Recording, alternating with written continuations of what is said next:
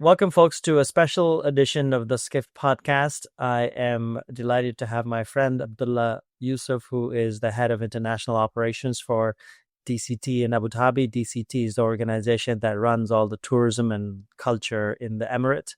And the reason I wanted Abdullah on and we're going to have a conversation is because we are hosting our first ever Skift Global Forum East in Abu Dhabi in end of this month in October.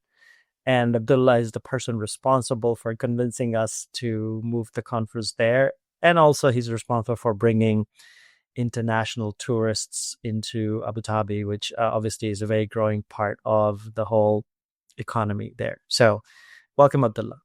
Thank you, Rafat. And I think more than any time before, it makes more sense to have the Global Forum East in Abu Dhabi, especially with everything that's happening in the region. So glad to be part of the team that basically managed to convince Skift to bring it to Abu Dhabi. Yeah, no, and I will say this, Abu Dhabi DCT has been our longest time friend in the Middle East, the first Middle East entity to start working with us. I'm going to say 10 years ago, maybe at this point, which is a testament to the long-term vision that DCT and Abu Dhabi has had for the growth of tourism in the Emirate, etc. And so fascinating times for you. So much is happening. I was joking with you when you came to the Global Forum that in my LinkedIn feed, for all the people that are moving to some city, turns out every second person is moving to Abu Dhabi. And it seems like it's having a moment in terms of people attracted to the quality of living there. So give a sense of sort of what's happening overall in Abu Dhabi that's leading to this type of spotlight, and then obviously all the new things that you're focused on, which we're going to chat about in a bit. Yeah.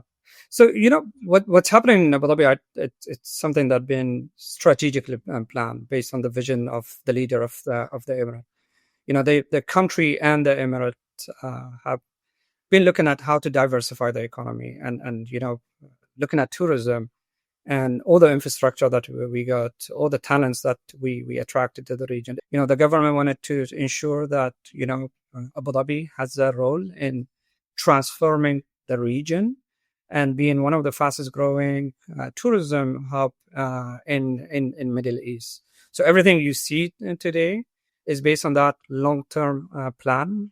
2 years ago, we announced our 2030 strategy. We are aiming to attract more than 39 million visitor international as well as domestic to come and experience what Abu Dhabi is known for. We are making amazing progress toward that vision.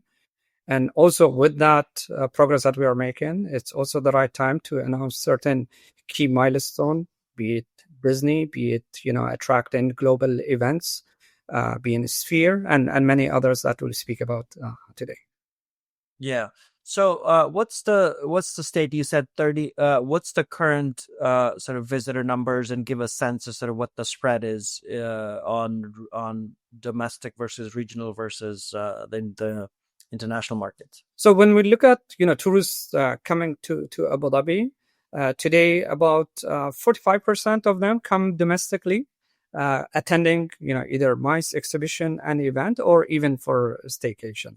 So that share have exceeded 55% to Abu Dhabi. There is two numbers we look at. We look at hotel guests in the destination as well as visitation.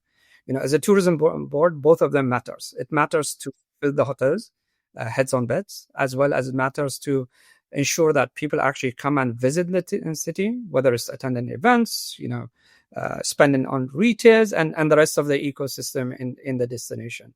So today it's 55% international versus 45, but we see that the growth is going toward that international. That's bringing more economic impact as well as higher average length of stay.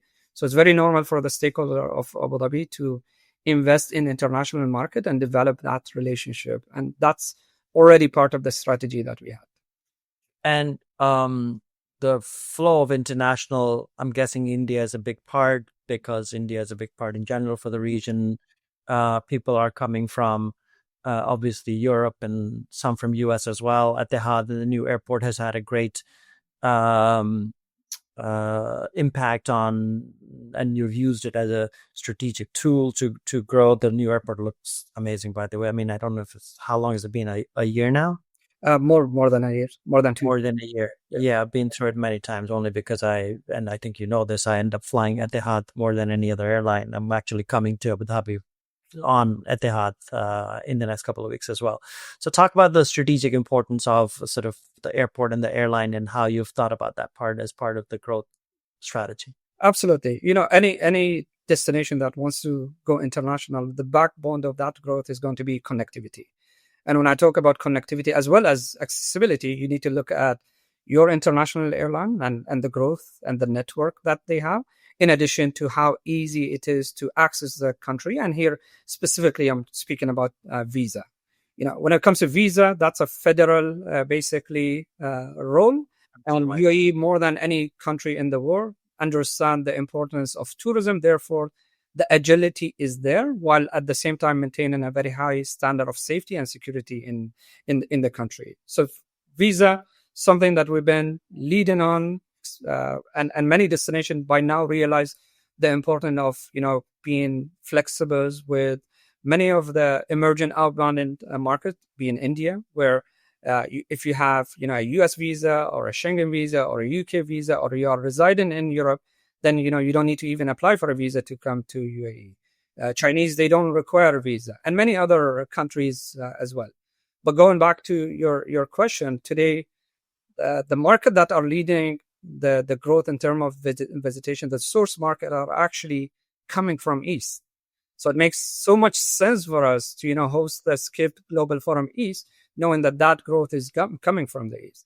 You've seen Abu Dhabi being with a Skift in India. You've seen Abu Dhabi being with a Skift in Asia as well. Why? Because this is where we see the growth is coming from. And what's the sense of sort of the different cohorts of travelers besides the MICE travelers, which I know you focused on as well for a long time, in the leisure?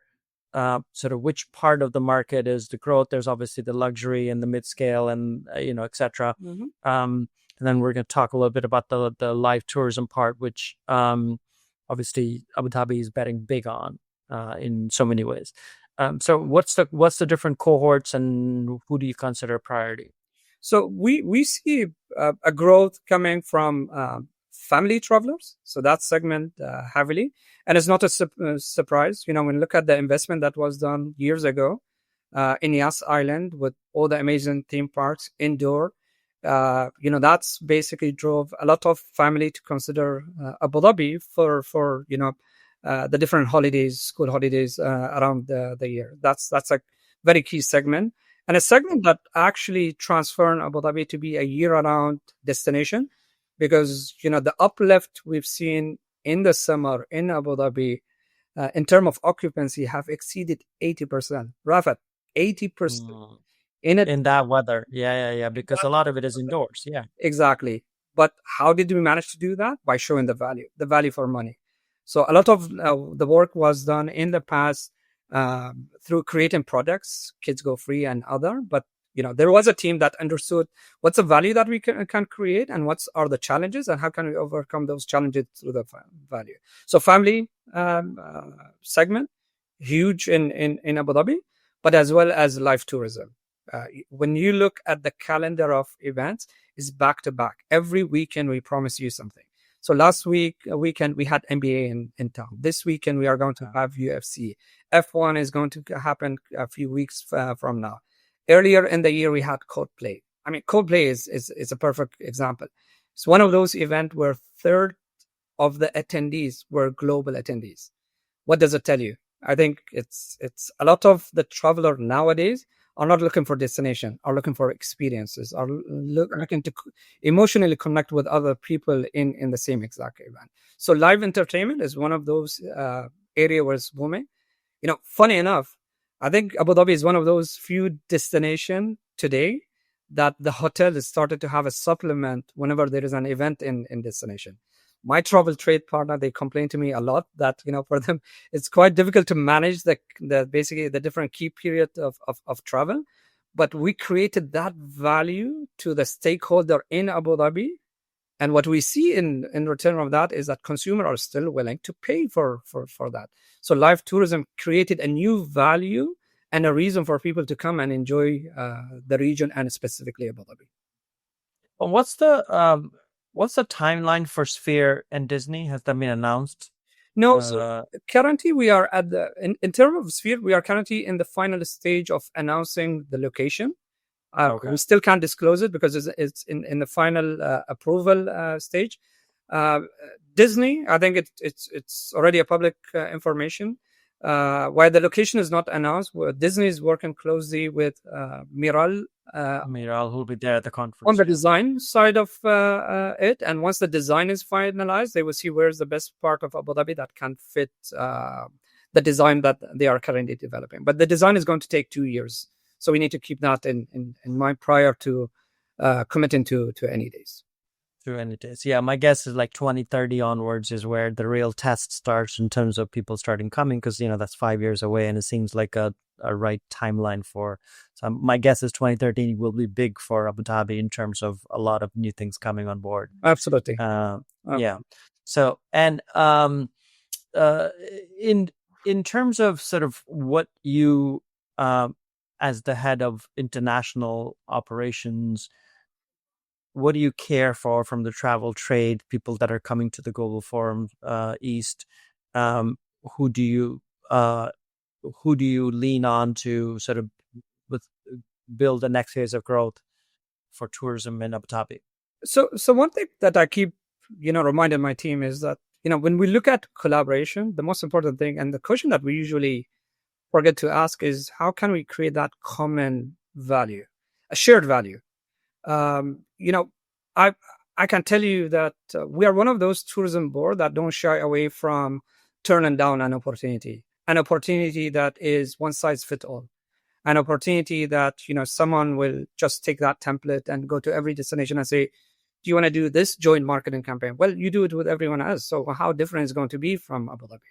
So we started to take a lead on that discussion. And the way we do that is by highlighting to our partner, what do we need them or where can we create that shared value? So a few years ago, we were struggling with summer. So understanding how can we push summer to the consumer and knowing that winter, from my point of view, it's given, it's a nice weather. It's not challenging to fill. Then it was very clear that, in the language that we were speaking to true partners is, can you help us during the difficult time, the summer part, and convert that into a normal year-round season for Abu Dhabi?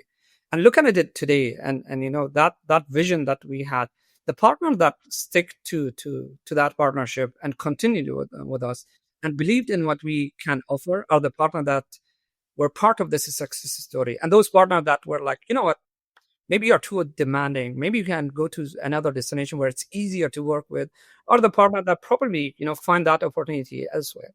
So going back to your question, what do I expect, from partner at the event? Let's be honest about what are that value that we can together create. When we came to Skift, we were very genuine. We were like, Rafat, we would like, Skift Global Forum to be East to be in Abu Dhabi, because we are missing that flagship tourism event in the destination. But at the same time, we don't want to be, what we want to do is we want to be the platform where conversation and dialogues happen. We don't want to influence that. We want it to be as genuine as it can, so it can add value to us as well as the partner from the region. And that's something that, behind, closed door, we always discuss. We wanted to respect, the how you basically like to organize your event, but we wanted to be part of dialogue and enjoy that genuine conversation, honest, transparent dialogues and conversation that happens between partners. Yeah, and obviously you've been to many Skift events, so obviously you were there at the Global Forum as well, which a lot of these conversations happen at our events. To support you're very active in sort of campaigns as well. I saw, wasn't there new? I think we wrote about some new campaigns, some Bollywood celebrity. I'm forgetting which one. Ranbir in Deepika. Yes.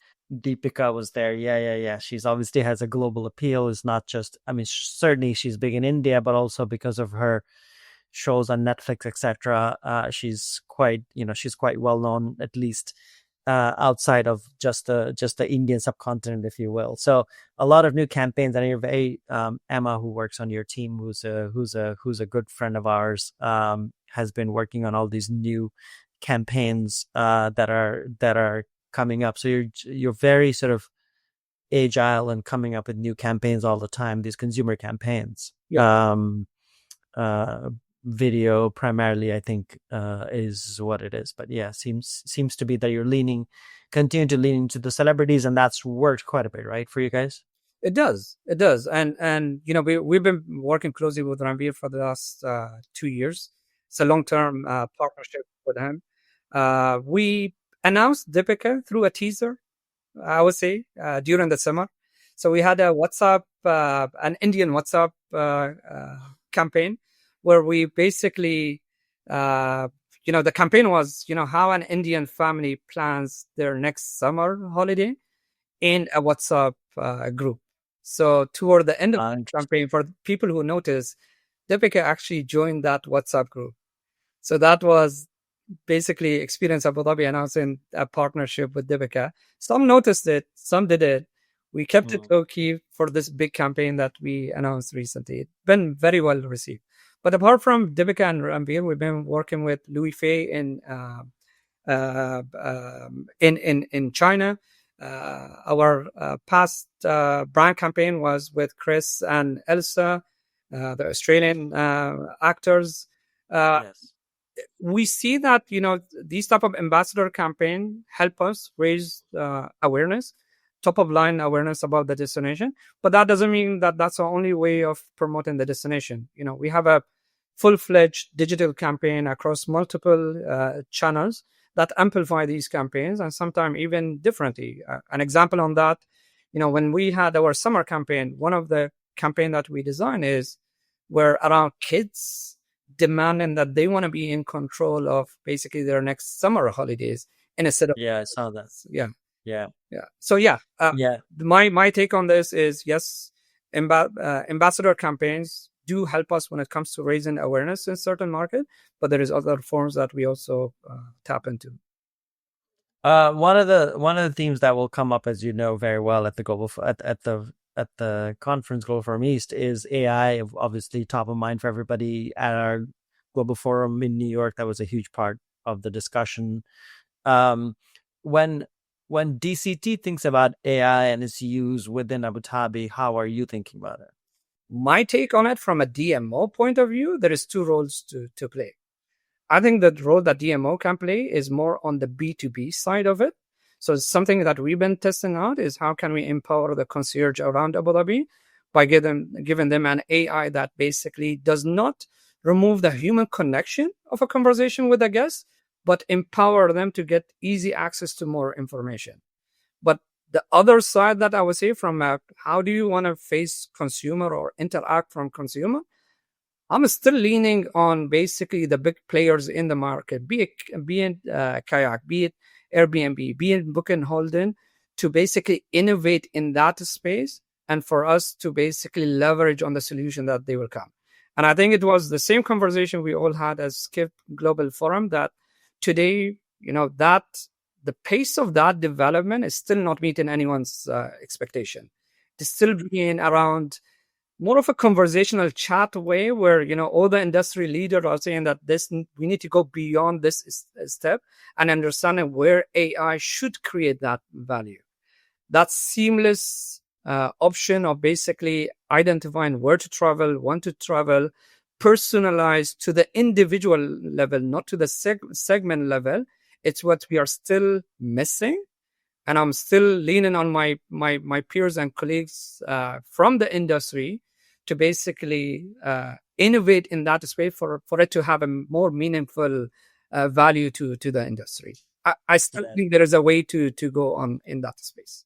Yeah, it's fascinating because we obviously a bunch of the conversation was, will the intermediaries be disrupted and new types of intermediaries, whether it's ChatGPT or any of the other competitors. Google obviously still continues to be a huge part of the travel ecosystem. So I'm sure a bunch of those discussions will come up at the Global Forum East. For some of the folks out there, let me share and quickly this experience I had in New York when I was in New York. The type of experience we need to be ready to think about is the experience I had in New York when I wanted to mimic my gym experience from Abu Dhabi in New York. So I went to ChatGPT. Your gym, you said? Gym experience in New York. So I went to ChatGPT and I was like, this is my gym in Abu Dhabi. Give me a gym within the proximity of this hotel that has a weekly membership, and the vibe needs to be exactly the same vibe. I bet that, a couple of years ago, it is almost impossible to just go on Google search and find that. Rafat, the experience I had in one of the gym in New York was close enough to the experience that I had in. Also, it gave you a good enough answer? It did. I woke up every day, 4:30, hitting the gym at 5, which was one of the conditions I had. I want that gym to be open at 5, and it was open at 5. Yeah, I mean, this is New York, so generally they do open early, especially the ones like in the more core areas, just so that people before going to office can hit the gym. So yeah, I'm glad that happened. Yeah, it's I have not tried that. I should when I do. I'm an Orange Theory fan, which I don't know if it's in Abu Dhabi. I don't think it is, but this chain here in the US that I'm a fan of. Well, I'm looking forward to coming to Abu Dhabi again. We said the weather is going to be great. Obviously, the location at St. Regis is great, and then the opening event on 29th is on the F1 track, where, from what I understand, there'll be cars available for us to test drive, which I'm really looking forward to. Yeah, and don't worry about your insurance. It's very safe. It's taking, yes, yeah. I'll tell my wife we'll be safe enough. So yeah, inshallah, we'll be there. Okay, well, really looking forward to it. It will be our first year, and so there's always excitement on year one on sort of what we can bring together. I think the conversations are always great, and we try and push the boundaries, as you know. And excited to see you in, I think, about 2 weeks from now. About 2 weeks. Yeah, it's dream come true. You guys always impress me, especially for someone who attends the Skift Global Forum. It's always this question is how different is going to be the Global Forum East. And I should give you guys a credit. Every time I see the diversity of the speaker that you bring, different level, but they come with completely different perspective that blows your mind that how consistent you guys are in basically delivering the same level of event, no matter where you go in the world, is something that I need to give you the credit for it. Thank you. Appreciate that. Thank you, Abdullah. Thank you.